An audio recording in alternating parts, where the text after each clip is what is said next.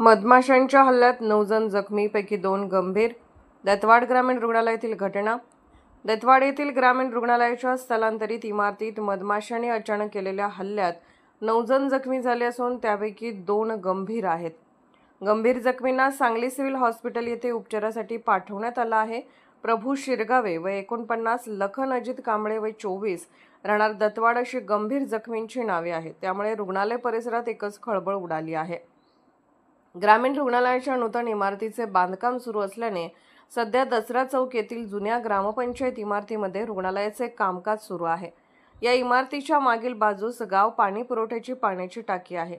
त्या टाकीला मधमाशीचे पोळे आहे. आज दुपारी 12च्या सुमारास अचानक या मधमाशीने ग्रामीण रुग्णालयाच्या इमारतीत घुसून हल्ला केला. यावेळी दवाखान्यात डॉक्टर्स, नर्स, आरोग्य सेविका व रुग्ण यांची संख्या मोठी होती. अचानक झालेल्या मधमाशांच्या हल्ल्याने सर्वजण भयभीत होऊन पळत सुटले. यामध्ये प्रभू शिरगावे, अजित कांबळे यांना डोके, मान, कपाळ, कान, हात, पाय या ठिकाणी चावा घेतल्याने ते गंभीर जखमी झाले. तर सिस्टर परनाथ संधी, गीता नागुलपिल्ले, आशा सेविका शुभांगी उरणकर, वैशाली उरणकर, आयशा नदाफ, सुमन भाटले, सुमन गुरव अशी जखमी झालेल्यांची नावे आहेत. किरकोळ जखमींना येथेच उपचार करून घरी पाठवण्यात आले. आज बुधवार असल्याने गर्भवती महिला व बालकांना लसीकरण देण्यात येत होते.